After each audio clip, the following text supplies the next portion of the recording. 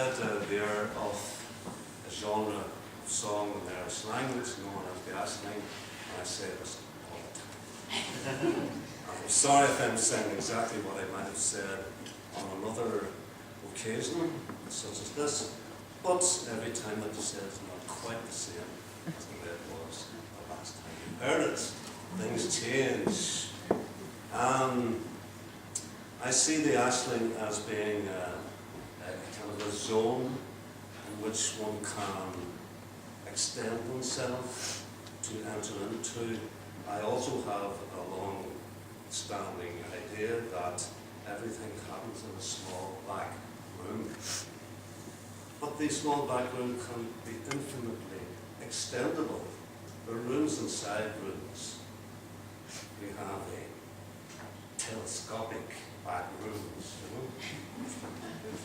And I see the mag as that kind of a space where you can enter into and play with a language, poetry, ideas, and stuff like that.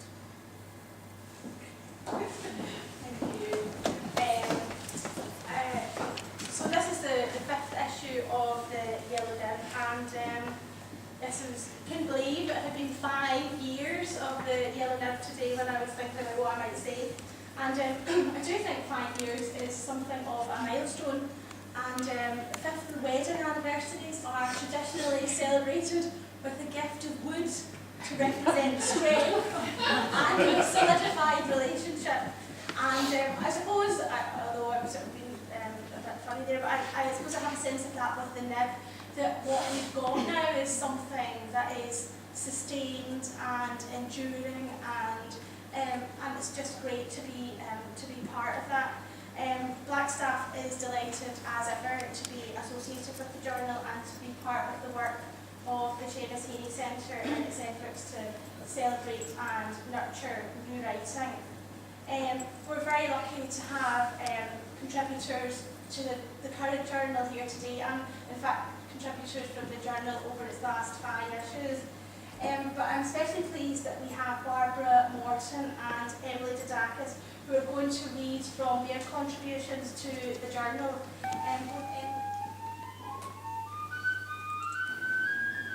Was it only this morning I had called with my bookseller, a learned, reliable man, as he showed me with some excitement the book recently come to his disposal. Near Honduras, Illustrio Portar Flores. The condition was good, though well handled. The spine, delicately and lightly toed in gilt, was chipped but not broken. There were 1 or 2 scores in the calfskin binding. The softness surprised me. Then the bell above the shop door sounded, and we were joined by a friend and scholar, Armilo Gomez. He registered small surprise at the discovery. Allow me, he said, turning to the ownership inscription at the foot of the title page. Yes, it belonged first to her grandfather. Then, as you see, she took it for herself. It's typical of her library, or I should say, what her library was. Look, her signature. Property of Joanna de la Cruz, the worst. Showing no further interest, he and our bookseller drew towards the shelf of special collections. I returned to the book, turned the pages, turned to the back, and discovered an inner pocket made of cloth. Inside this, a folded manuscript, the hand of the front page inscription. Carefully unfolding the pages, I read Primero, Sveno, and saw a long poem forming neat columns. So this is the opening of the novel. It's right before a presidential election. It's in Los Angeles.